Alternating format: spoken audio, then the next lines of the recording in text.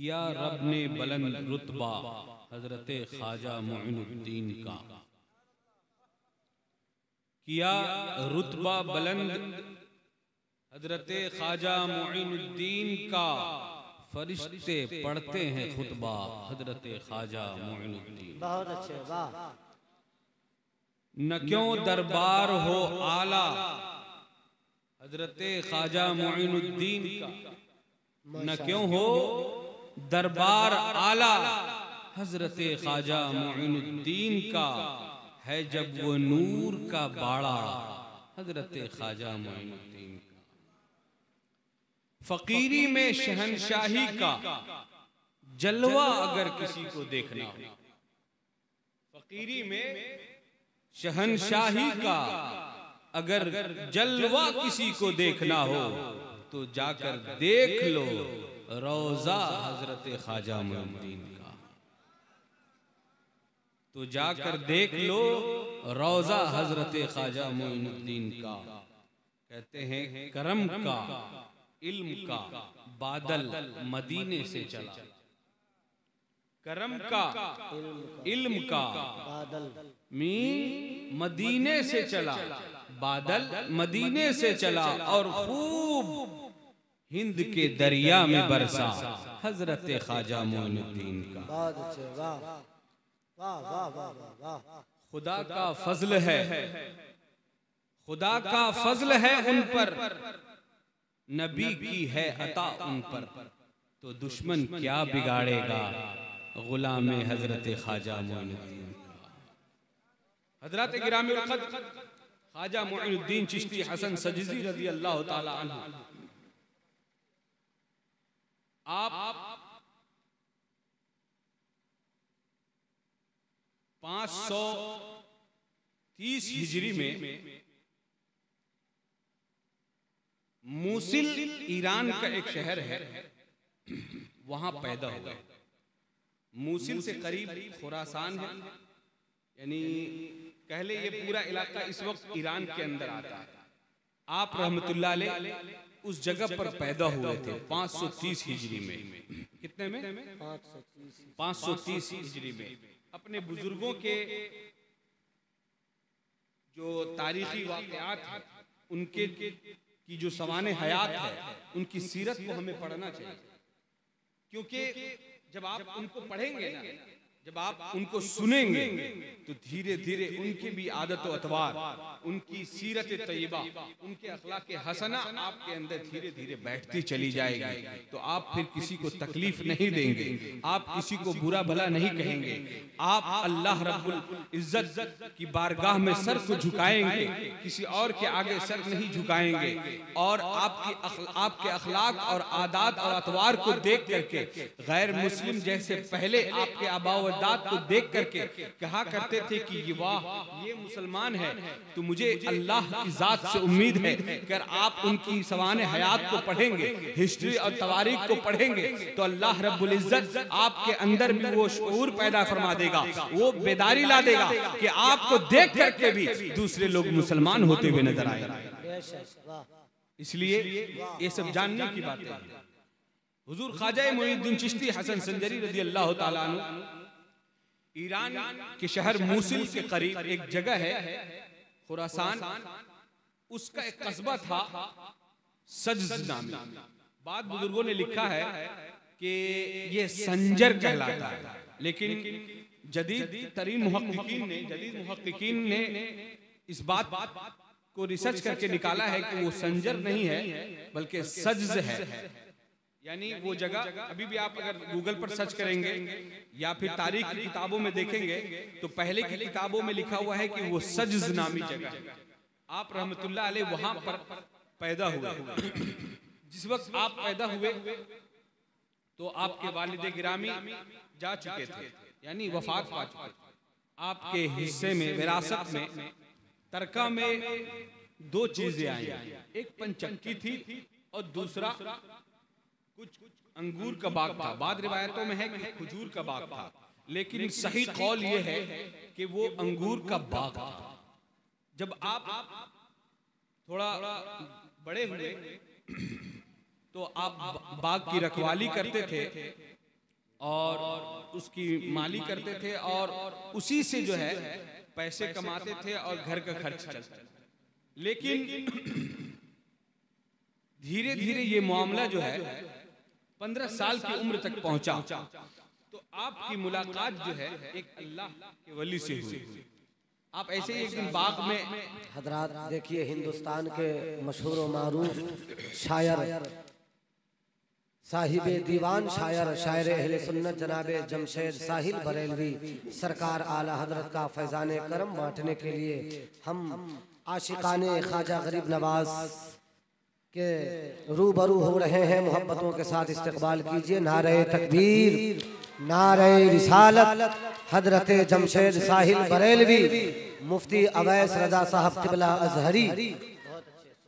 हजरत गिरामीउल क़द्र, थोड़ी देर आप हमें बर्दाश्त कर ले, इंशाअल्लाह कुछ अच्छी बातें बताएंगे इंशाअल्लाह।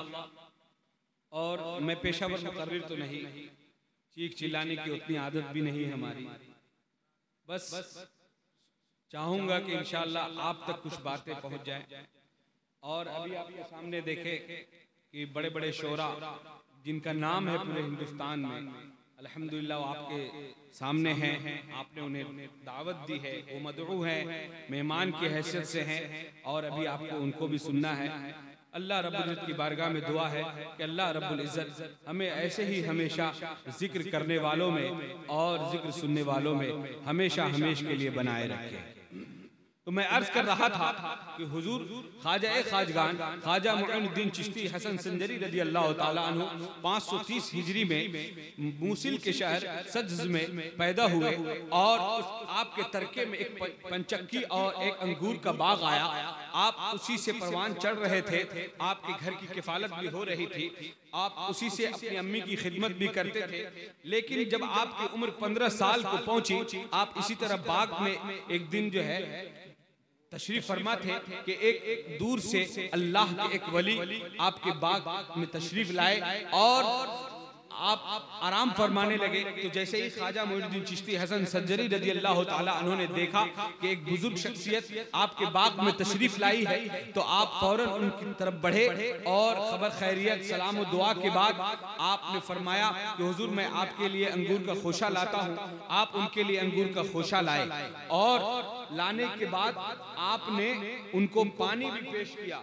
मेरे बुजुर्गों दोस्तों, यहाँ पर मैं एक बात बताना चाहता हूँ, अगर आपके महल्ले में भी, मसाजिद में भी, मदारिस में, आपकी मस्जिदों में, मदरसे में अगर कोई अल्लाह वाले आए, कोई बूढ़े आदमी आ जाए, कोई बुजुर्ग शख्सियत आए, तो आप उनका अदब करें, उनका एहतराम करें, देखें कि उसका सिला क्या मिलता है। इस वाक़े से आप मुलाहिजा करें। अल्लाहु अकबर।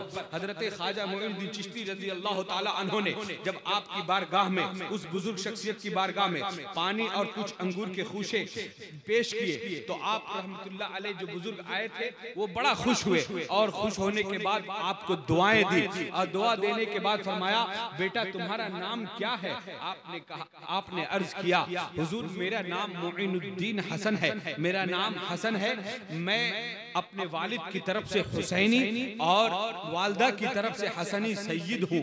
अल्लाहु अकबर। उस बुजुर्ग को ये बात बड़ी पसंद आई, उनकी जो नरमी थी, उस बच्चे 15 साल बच्चे की जो निहायत लताफत भरा लहजा था, आप बुजुर्ग को बड़ा पसंद आया।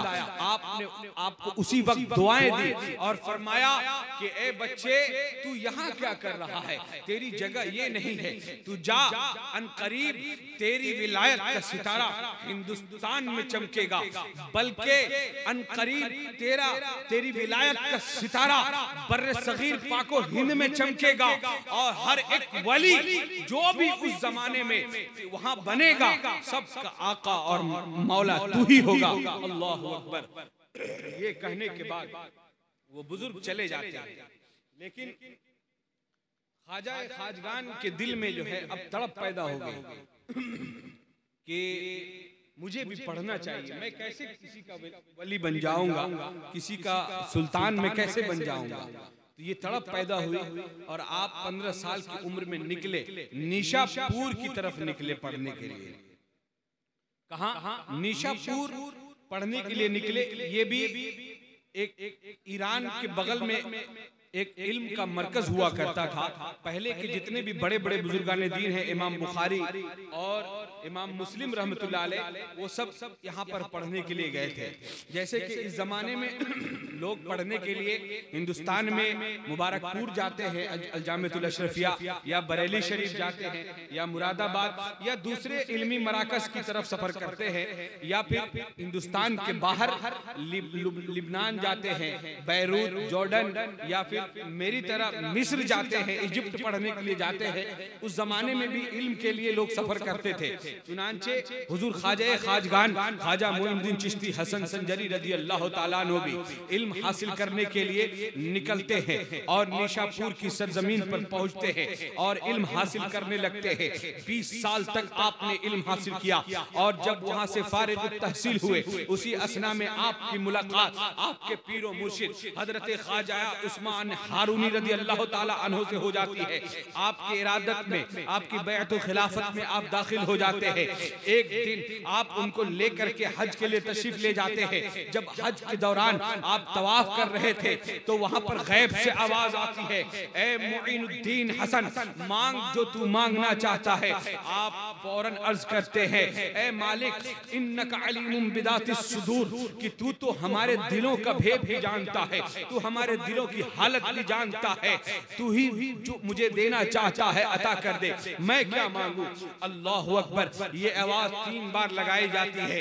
तीनों मर्तबा गौसे हुजूर ख्वाजा खाजगान ख्वाजा मोइनुद्दीन चिश्ती हसन संजरी रज़ी अल्लाह ताला अन्हु यही अर्ज करते हैं, ए मालिक तू इन्नका अलीमुम बिदातिस सुदूर, कि तू तो दिलों के भेद से भी वाकिफ है, तू जो चाहे अता कर दे। आपको फौरन वहीं पर 3 अलकाब से नवाजे जाते हैं, या सुल्तान अल मशाइख, या कुतुब अल मशाइख, या सुल्तान अल हिंद। आप फौरन जो है इस बात को समझ नहीं पाते, लेकिन आप अपने पीरो मुर्शिद हजरत ख्वाजा उस्मान हारूनी रज़ी अल्लाह ताला अन्हु की बारगाह में अर्ज करते हैं। तो हजरत ख्वाजा उस्मान हारूनी आपके पीरो मुर्शिद कहते हैं, यकीनन ये कोई खुशखबरी है और मुज़्दा है, चलो मदीना शरीफ चलते हैं। जब आप मदीना शरीफ पहुंचते हैं तो हजरत आपके पीरो मुर्शिद हजरत ख्वाजा उस्मान हारूनी आपसे फरमाते हैं कि बेटे मोइनुद्दीन हसन सुनो, यहाँ से तुम्हें जो ड्यूटी लगाई जाएगी, जो तबलीग का काम लगाया जाएगा, जिस खित्ते में भेजा जाएगा तुम्हें उसी खित्ते में चले जाना है और वहां पर जाकर दीन सुन्नियत के लिए, दीन इस्लाम के लिए और इस्लाम की तबलीग और उसकी बका के लिए काम करना है। चुनांचे जब आप रोज़े रसूल सल्लल्लाहु अलैहि वसल्लम के सामने हाजिर होते हैं तो अंदर से आवाज आती है, ए अताउल हिंद, ए सैयदुल हिंद, ए सुल्तानुल हिंद, अताए रसूल। अल्लाहु अकबर। जब रोज़े रसूल से ये आवाज आती है आप मुतवज्जा होते हैं और आपकी ड्यूटी वहीं से लगाई जाती है कि ए हसन सजदी, तुम हिंदुस्तान चले जाओ और वहां पर जाकर मेरे दीन इस्लाम की तबलीग करो। अल्लाहु अकबर। ये हुक्मनामा तो सुन लिया आपने, लेकिन दिल बेचैन था कि ये हिंदुस्तान का नक्शा तो मेरे पास है नहीं, हिंदुस्तान का मैप तो मेरे पास है नहीं, हिंदुस्तान के रास्ते को मैं जानता नहीं हूँ, वहां से अनजान हूँ, उसके तरीके गुमनाम है, मैं जाऊंगा कैसे। अल्लाहु अकबर। इसी आलम में आप सोचते रहे, सोचते सोचते आपकी आंख लग जाती है, ख्वाब में किस्मत बेदार होती है और हुजूर अकरम सल्लल्लाहु अलैहि वसल्लम ख्वाब में ही आपको रास्ते का पूरा नक्शा अता फरमा देते हैं और पूरा तरीका बता देते हैं और कहते हैं, ए हसन सजदी, तू चला जा इसी रास्ते के तहत से और जाकर वहां पर दीन इस्लाम की खिदमत कर। अनकरीब अल्लाह रब्बुल इज्जत तुम्हें हिंदुस्तान की विलायत की बादशाहत अता फरमा देगा। अल्लाहु अकबर। ये हुक्म सुनते ही आपने अपने पीरो मुर्शिद हजरत ख्वाजा उस्मान हारूनी को बताया और हजरत ख्वाजा उस्मान हारूनी से इजाजत तलब करने के बाद आप हिंदुस्तान की तरफ कूच फरमाए। चलते चलते रास्ते में मुल्तान तशरीफ लाए, जो इस वक्त पाक का इलाका है, वहां तशरीफ लाए। वहां पर देखा कि हजरत सैयद अली हिजवेरी रहमतुल्लाह अलैह का मजार शरीफ है। आपने वहां पर 40 दिन तक चिल्ला फरमाया, और फिर वहां पर इक्तिसाबे फैज करने के बाद फिर वहां से निकले और मुल्तान लाहौर होते हुए हजरत दाता अली हुजवेरी रहमतुल्लाह अलैह के मजार से होते हुए आप फिर दिल्ली तशरीफ लाए। उस वक्त दिल्ली में राजाओं का बोलबाला था। बड़े बड़े राजा और महाराजा हिंदुस्तान पर हुकूमत किया करते थे। आप जब हिंदुस्तान तशरीफ लाए तो आप एक सूफी मनुष्य बुजुर्ग थे, सफेद लिबास था, सफेद टोपी अमामा शरीफ थी आपके पास। लेकिन जब आप तशरीफ लाए थे उससे पहले भी इस्लाम आ चुका था हिंदुस्तान में। 5वीं सदी में इस्लाम आया था, लेकिन अभी फूला और फैला नहीं। अब जरूरत थी फूलने और फैलाने की। चुनांचे आप तशरीफ लाए। लाने के बाद आप दिल्ली होते हुए अजमेर शरीफ तशरीफ ले गए, क्योंकि उस वक्त दिल्ली की जो बादशाहत थी वो पृथ्वीराज चौहान के जरिए से वो अजमेर से चलाई जा रही थी, राजस्थान से। तो जरूरत थी जहां राजधानी हो वहीं पर जाकर के तबलीग की जाए। चुनांचे आप अजमेर शरीफ पहुंचे और जब वहां पहुंचे तो लोगों ने आपको देखा, आपके अंदाज को देखा, कपड़े को देखा, रंगो ढप को देखा, आदतो अतवार को देखा, तो कहा ये शख्स कौन आ गया है हमारे बीच। ये तो हमारे धर्म से अलग परस्तिश करता है, हमारे धर्म से अलग पूजा करता है, हमारे धर्म से अलग रहन सहन है, इसके कपड़े अलग है, इसकी आदत, इसके अतवार सब अलग है। ये बंदा कौन है, ये आया कहां से। चुनांचे बाद लोगों ने राजा पृथ्वी को खबर किया और उसकी बारगाह में जाकर लोग चढ़ा दिए और कहा कि एक सूफी मनुष्य आदमी आया है, संत है, अलग ढंग से वो परस्तिश करता है, नमाजें पढ़ता है, पूजा करता है, तो वो किसी और के सामने झुकता है, हमारे माबूदों के सामने नहीं झुकता है।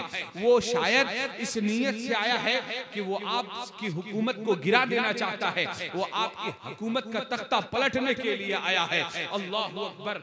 अब क्या था, राजा पृथ्वीराज चौहान को जब ये मालूम चला तो उसने कहा कि बुलाओ कौन है वो।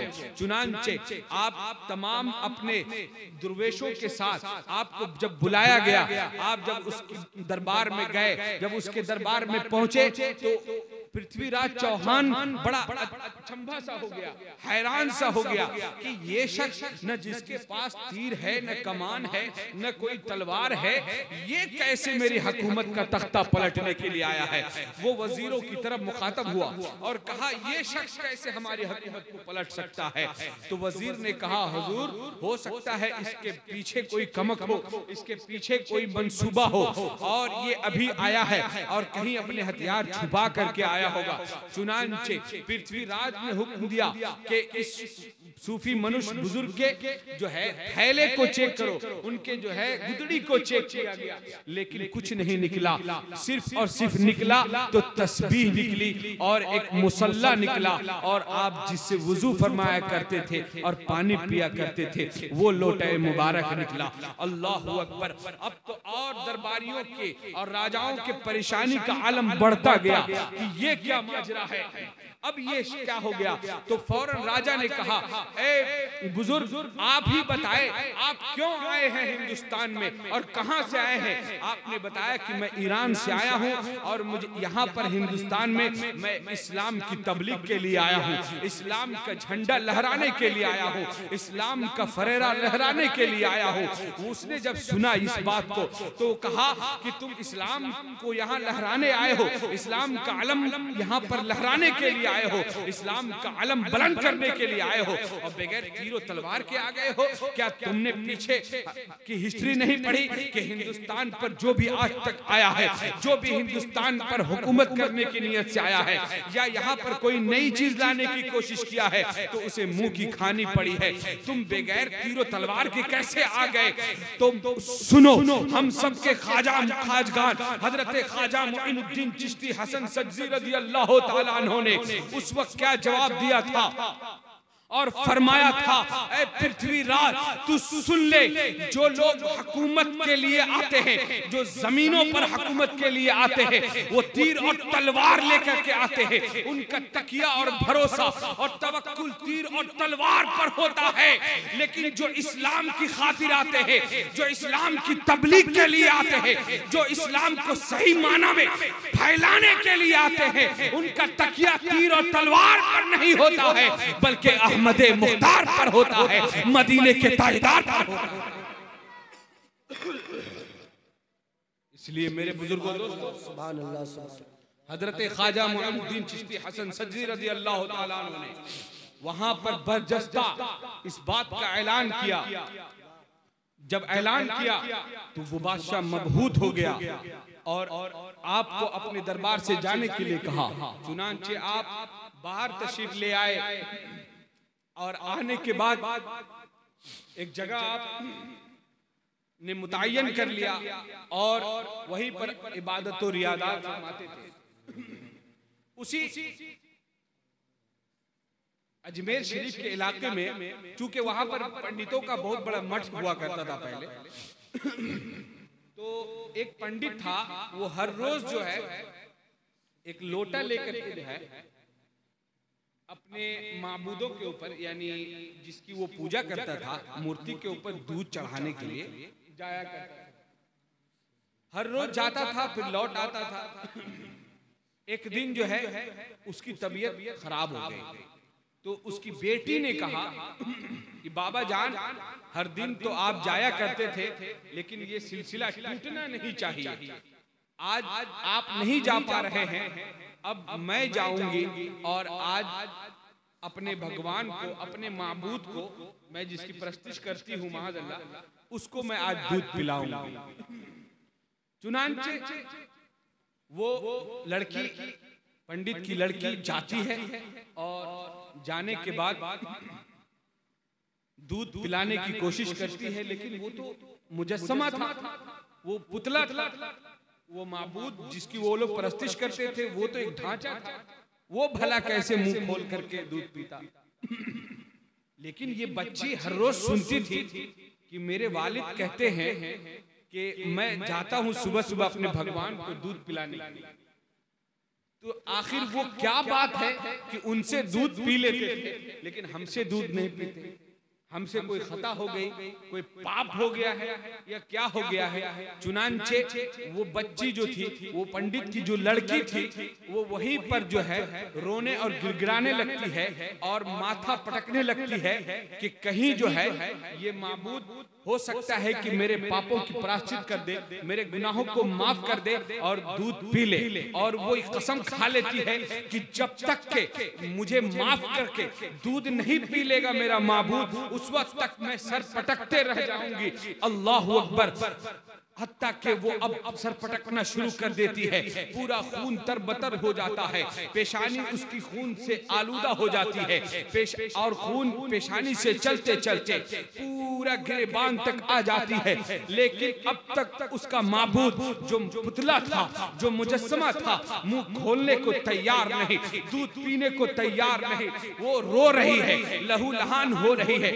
अचानक से वो क्या देखती है, एक हाथ जो है उसके पेशानी पर आकर के, उसकी पेशानी और पत्थर के दरमियान आकर के हायल हो जाती है और उसे रोक लेती है और उस बच्ची से कहती है कि ए बच्ची, तू सुन, तू क्यों ऐसा कर रही है, क्या बात है, तू क्यों सर पटक रही है? तो वो बच्ची कहती है कि बाबा, आपको इससे क्या गरज है? आप अपने धर्म के लिए तो है, ये मेरे धर्म का मामला है। मैं यहाँ पर आई थी, इनको दूध पिलाना चाहती थी, लेकिन ये अब दूध नहीं पीते हैं। अल्लाहु अकबर। सुनो उस बुजुर्ग ख्वाजा मुइनुद्दीन चिश्ती हसन सदजी रज़ी अल्लाह ताला अन्हु ने क्या फरमाया। फरमाया कि बस इतनी सी बात है कि सुनो, मैं कहता हूँ इसको, अब ये दूध पी लेगा। चुनांचे ख्वाजा खाजगान ख्वाजा मुइनुद्दीन हसन सदजी रहमतुल्लाह अलैह ने उस पुतले से कहा कि तू इस बच्ची की फरियाद पर दूध क्यों नहीं पी लेता? दूध पी ले। लेकिन अब भी वो पुतला मुंह खोलने को तैयार नहीं, अब भी उसने दूध नहीं पिया। अरे पुतला था, कैसे बोलेगा। चुनांचे ख्वाजा अजमेरी ने दोबारा फरमाया कि सुनो ए मुजस्समा, ए इसके माबूद, ये बच्ची इतना रो रही है, तू क्यों नहीं इसके कहने पर, इसके आतिशा पर तू दूध पी लेता है। अल्लाहु अकबर। अब भी उसने मुंह नहीं खोला। तो अब ख्वाजा अजमेरी रहमतुल्लाह अलैह को जलाल आ गया। आपने उस पुतले के कान को पकड़ा और कहा कि सुनो, अब तुम्हें मोइनुद्दीन हसन सजजी हुक्म देता है कि अब इस बच्ची का दूध तू पी ले। इतना सुनना था कि उस पुतले में जान पैदा हो गई। वो कांपने लगा और फौरन दूध अपने से उठा करके पीने लगा।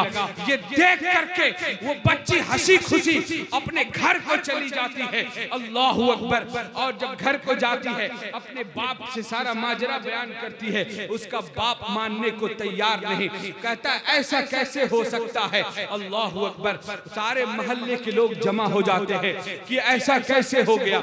चुनांचे उस बच्ची ने कहा, अगर तुम लोगों को मेरी बात पर यकीन नहीं है तो चलो इंशाअल्लाह कल मैं जो है तुम लोगों को दिखाती हूँ कल क्या होता है।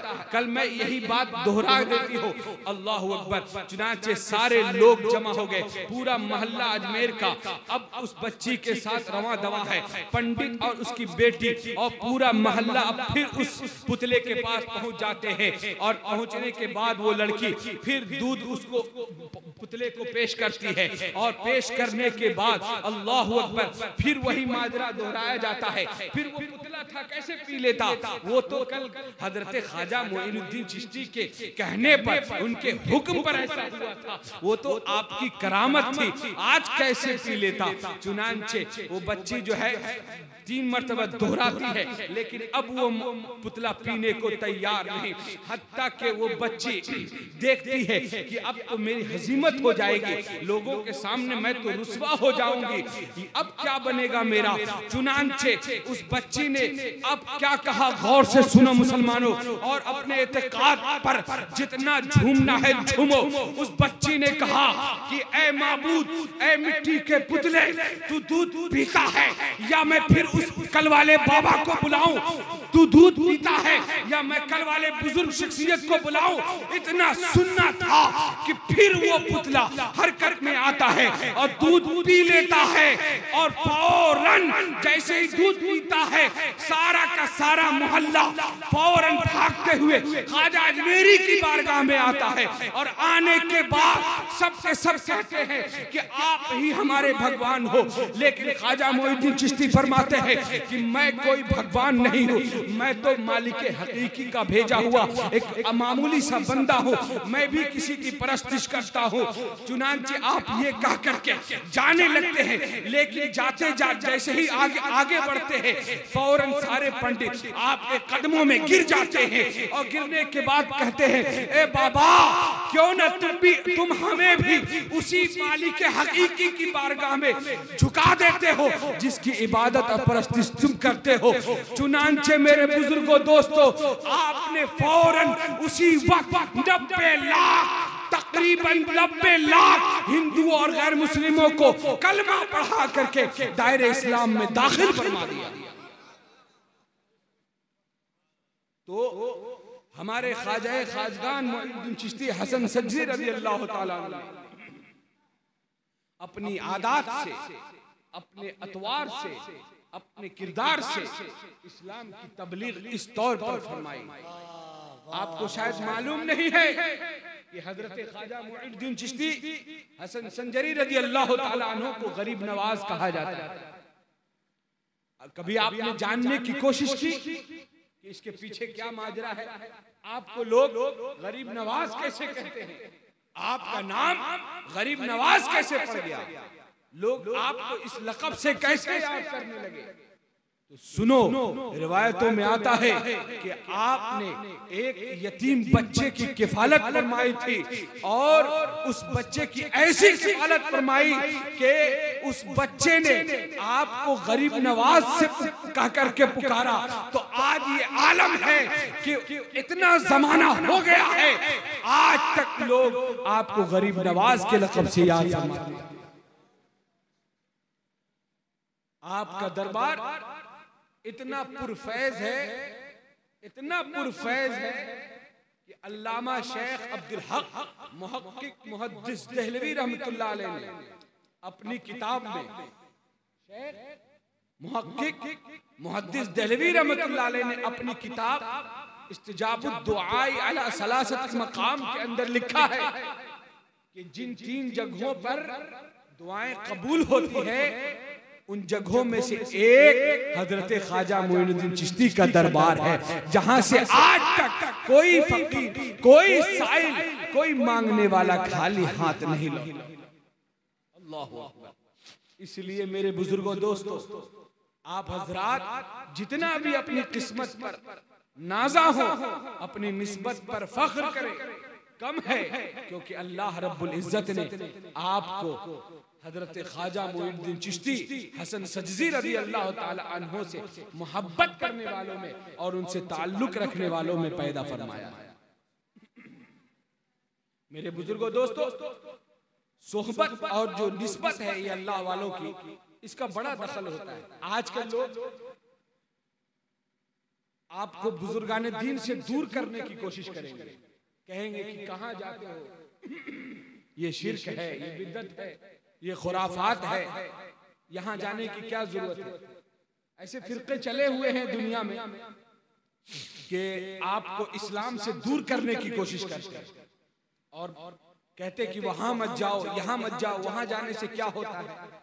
लेकिन सुनो, अभी जिस तरह मैंने कुरान और हदीस से साबित किया था पहले भी कि अल्लाह वालों की जो सोहबत होती है और उनकी जो निस्बत और उनसे जो ताल्लुक होता है, कैसे कल क़यामत के दिन और कब्र में काम आता है, तो आपको इस बात से भी अंदाजा लगाना होगा कि अल्लाह रब्बुल इज्जत के जो नेक बंदे होते हैं उनकी एक निगाहे करम से, ये तो चलिए दूर की बात है कि किसी अल्लाह वाले की सोहबत आप इख्तियार कर लें, किसी अल्लाह वाले की दोस्ती आपको काम आ जाए। एक आम से आपके जो दोस्त होंगे, आम से दोस्त, या कह ले कि जो जैसे कि आपके कई दोस्त होंगे, कोई स्कूल का दोस्त होगा, कोई मोहल्ले का दोस्त होगा, कोई बगल गांव का दोस्त होगा, लेकिन उन्हीं में कोई एक परहेजगार और मुत्तकी दोस्त भी होगा आपका।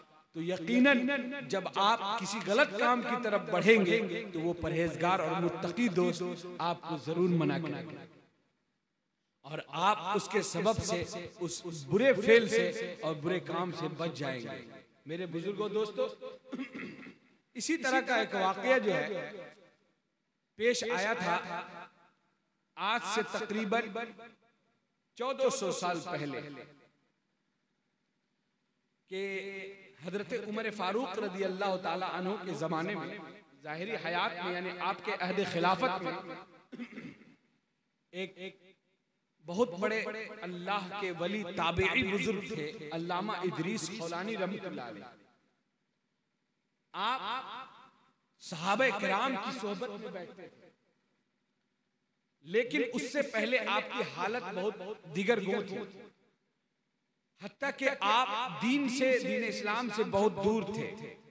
एक दिन अल्लाह ने आपको तौफीक बख्शी और आप इस्लाम कबूल कर लिए सहाबा के हाथ पर, और जब इस्लाम कबूल कर लिए तो इतने मुस्तहकम और मजबूत मुमिन बने कि जब आप नसारा के अंदर में आपको कुछ यहूदियों ने, यानी नसरानियों ने आपके ऊपर जब कब्जा जमा लिया, आपको गिरफ्तार कर लिया और कहा कि तुम जिस दीन में हो, यानी तुम जिस दीन इस्लाम को फॉलो करते हो और जिस पैगंबर को फॉलो करते हो, एक बार कह दो कि वो झूठे हैं तो मैं तुमको माफ कर दूंगा और अपनी बेटी से शादी करवाऊंगा।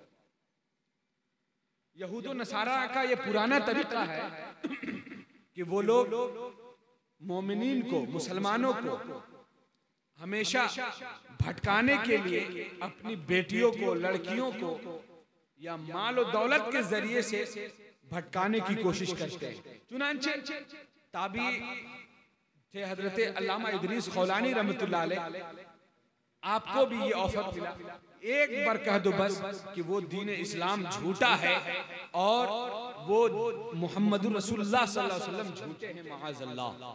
लेकिन सुनो, हजरत अल्लामा इदरीस खौलानी रहमतुल्लाह अलैह ने फरमाया कि तू क्या बोलता है, मुझे तो कुछ सुनाई नहीं। 3 मर्तबा आपको ये ऑफर मिली, लेकिन आपने तीनों मर्तबा यही कहा, हत्ता कि उन लोगों ने एक तेल गरम किया कढ़ाई में और गरम करने के बाद आपको उस खौलते हुए तेल में डाल दिया। आप इस ओर से दाखिल होते थे और तैरते हुए गरम खौले हुए तेल में उस तरफ से निकल जाते थे। पूरी दुनिया में ये वाकया मशहूर हो गया और यहूदो नसारा सब के सब वहां देखने के लिए आए।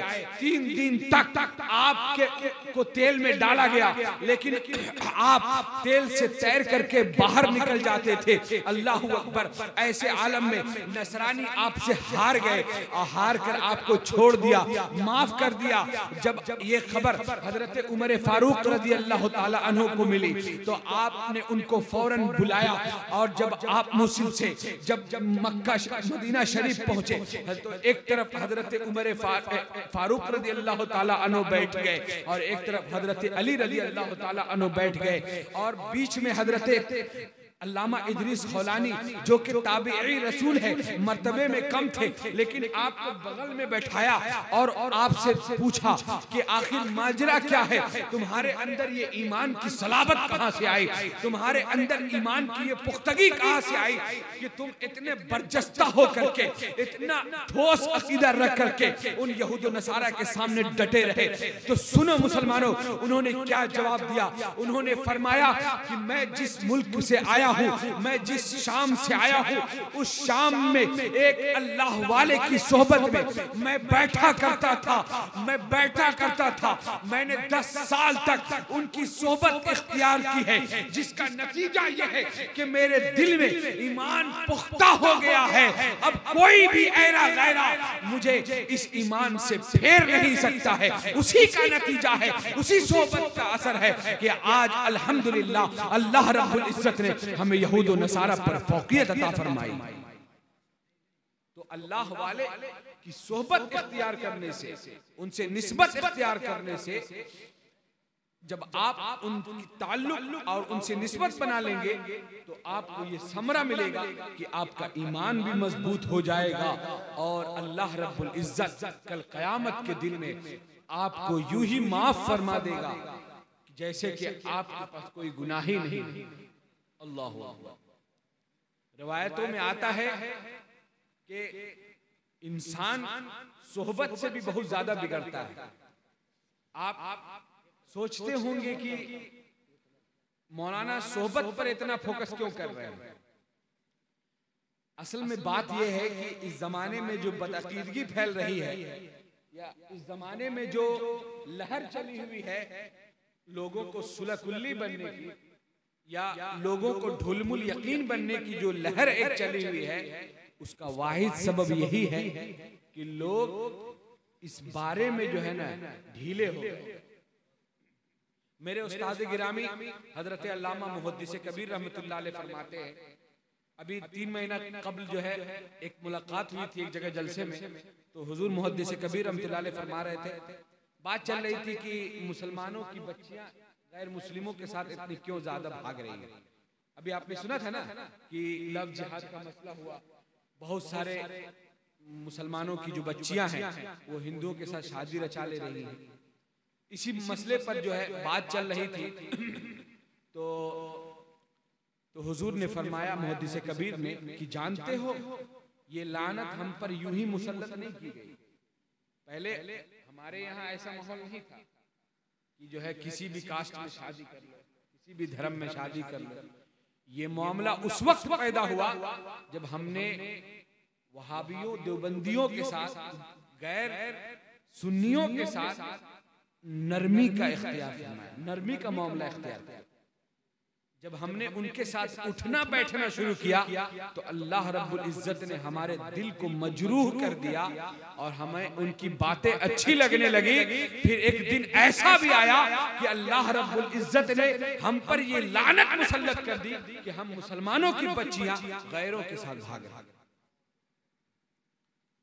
मुझे एक बात याद आ रही है कि बनी इस वाक़े को हजरत आला हजरत रज़ी अल्लाह ताला अन्हु ने फतावा रिज़विया में नकल किया है कि बनी इसराइल 73 फिरकों में बट गए थे, लेकिन उन 73 फिरकों में बटने से पहले 72 फिरकों में बट गए थे, लेकिन इन 72 में बटने से पहले बनी इसराइल 3 फिरके में बटी थी। मसला ये बना था, कुरान मजीद फुरकान हमीद में भी इसका पूरा वाक़या जिक्र है कि बनी इसराइल को कहा गया था कि सनीचर के दिन में मछली का शिकार नहीं करना है, लेकिन ये लोग क्या किए, इनमें से एक ग्रुप बोला कि हाँ हम मछली का शिकार सनीचर के दिन नहीं करेंगे, ये अच्छों का गिरोह हो गया।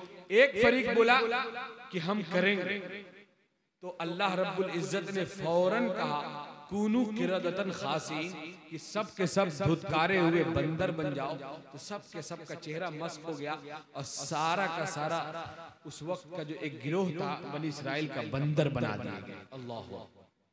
लेकिन एक गिरोह और था जो बड़ा ढिठाई और चतुराई करके ये कहा कि हम सनीचर के दिन तो नहीं करेंगे शिकार, लेकिन जुमा के दिन हम जाल लगा देंगे और जुमा के दिन जाल लगाने के बाद उसको इतवार के दिन खोलेंगे।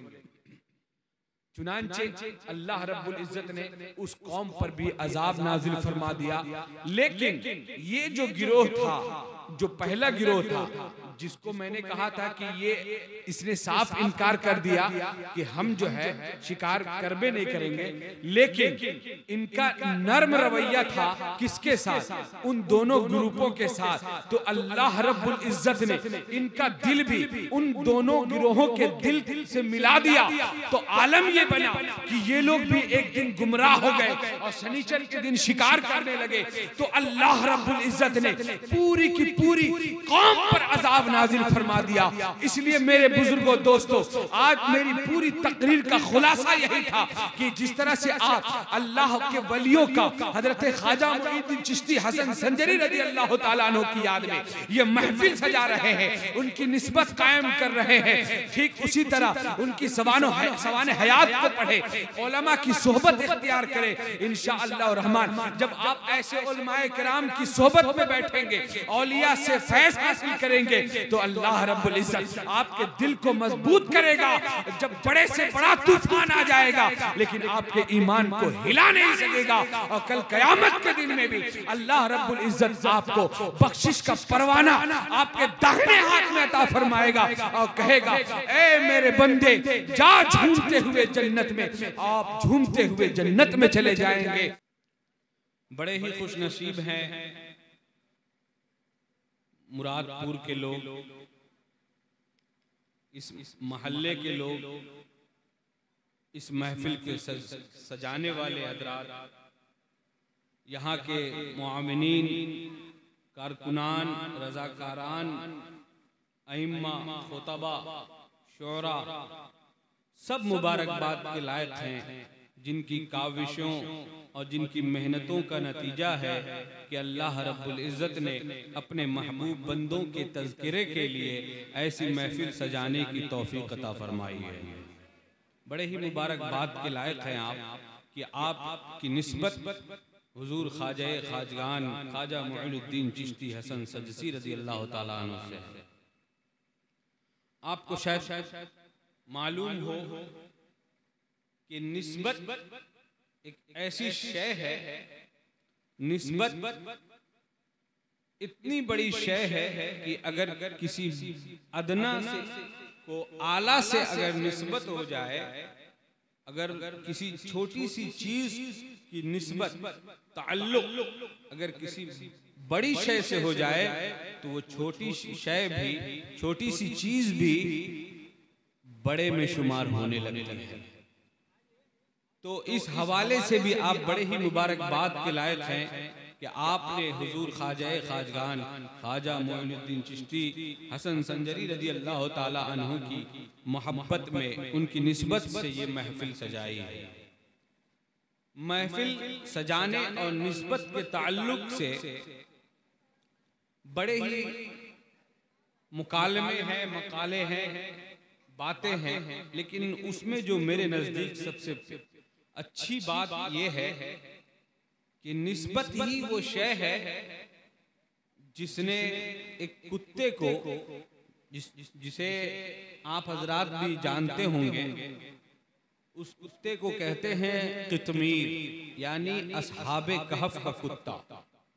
उस कुत्ते की निस्बत उन अल्लाह वालों से हो गई तो अल्लाह रब्बुल इज्जत ने उस अदना कुत्ते का जिक्र, अदना मखलूक का जिक्र अपने मोतबर कुरान में अल्लाह के वलियों के साथ किया।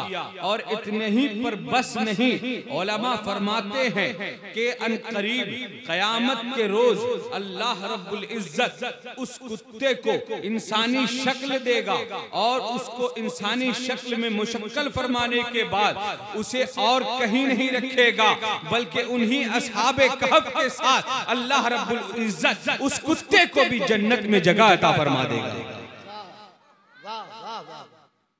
निस्बत जो है आपकी ख्वाजा अजमेरी से बड़ी चीज है। मेरी अल्लाह रब्बुल इज्जत की बारगाह में दुआ है कि अल्लाह रब्बुल इज्जत इस निस्बत को सलामत रखे और कल मैदान महशर में इसी निस्बत ख्वाजा के सत्तुफैल में हम सब की बख्शिश अता फरमाए, हम सब की मग़फ़िरत फरमाए। हज़रात, किसी चीज का जब ताल्लुक किसी चीज से हो जाता है, जब किसी चीज से आप अटैच हो जाते हैं, आप दुनिया में भी देखते हैं कि अदना से आदमी का ताल्लुक अगर किसी मुखिया से हो जाए, अगर किसी नेता से हो जाए, प्राइम मिनिस्टर से हो जाता है, तो देखते हैं आप कि कैसे वो आदमी पूरे मोहल्ले में, पूरा का पूरे गांव में, शहर में, डिस्ट्रिक्ट में एक नाम से जाना जाता है।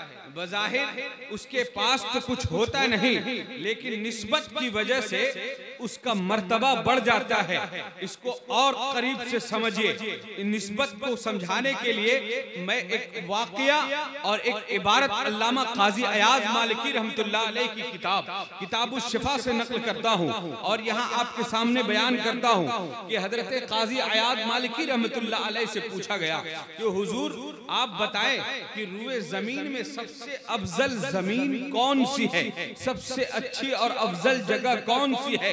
तो काजी अयाद मालिकी रहमतुल्लाह अलैह ने अपनी किताबुश शिफा के अंदर लिखा है कि लोगों सुनो, अल्लाह रब्बुल इज्जत ने इस जमीन को, यानी पूरी दुनिया में जो जमीन बिछाई गई है, उन तमाम जमीनों में अगर सबसे अफजल खित्ता, सबसे अफजल जगह, सबसे मोतबर और अफजल फजीलत वाली जगह अगर कोई है तो वो जगह कोई और नहीं है, बल्कि वो जगह वो है जिस जगह की निस्बत और ताल्लुक हुजूर अकरम सल्लल्लाहु अलैहि वसल्लम के जसदे अतहर के साथ लग गई है।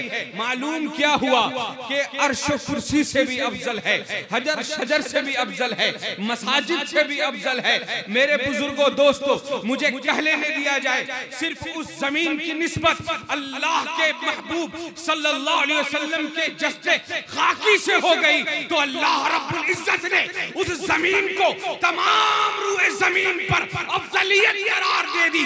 क़यामत तक के लिए वो जमीन हमेशा के लिए अफजल करार दी गई। अब कुछ भी हो जाए, अर्श हो, कुर्सी हो, मसाजिद हो, कोई भी अब उस जमीन से ज्यादा अफजल नहीं हो सकता। जितनी फजीलत वाली जगह हुजूर अकरम सल्लल्लाहु अलैहि वसल्लम के आराम फरमाने की जगह है। बहुत अच्छे, नारे तकबीर, नारे रिसालत, फैजाने ख्वाजा गरीब नवाज, सरजमीने मुरादपुर। बहुत अच्छे, बहुत अच्छे, वाह वाह वाह वाह, माशाअल्लाह। हज़रात, बहुत अच्छे मुफ्ती साहब, वाह वाह वाह वाह।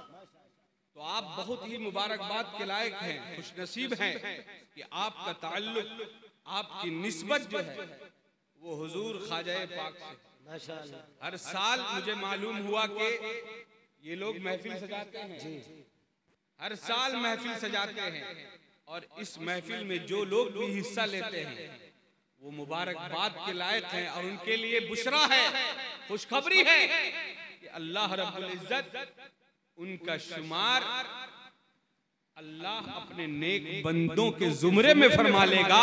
और अगर उतनी भी नहीं तो इंशाअल्लाह रहमान उनके गुलामों में शरीक फरमा लेगा। अभी 11वीं शरीफ का महीना पार हुआ है। हमारे उलमा खुतबा शोरा से आपने सुना होगा, इमाम साहब से सुना होगा कि एक धोबी की निस्बत जब गौसे आजम से हो गई तो कल कब्र में उस धोबी ने क्या जवाब दिया? जब पूछा गया उससे कि मन रब्बुका व मा दीनुका, तो उसने कुछ और जवाब नहीं दिया, उसने अपनी निस्बत का इजहार किया और कहा कि मैं तो गौसे आजम का धोबी हूँ। तो बस इस निस्बत और ताल्लुक के सबब से अल्लाह रब्बुल इज्जत ने उस धोबी को बिला हिसाब किताब जन्नत में जगह इनायत फरमाई। इसलिए मेरे बुजुर्गों, दोस्तों, निस्बत और ताल्लुक बड़ी चीज है। तो आप लोग जिस अंदाज से और जिसको एहतशाम के साथ हर साल ये महफिल सजाते हैं, इंशाअल्लाह रहमान अल्लाह रब्बुल इज्जत की जात से तौफीक है, अल्लाह रब्बुल इज्जत की जात से तौफीक की उम्मीद है कि इंशाअल्लाह अल्लाह रब्बुल इज्जत हमें अपने महबूबों के गुलामों में शामिल फरमा लेगा और एक दिन उनके सदक़े तुफैल में हम सब की मग़फ़िरत फरमा देगा।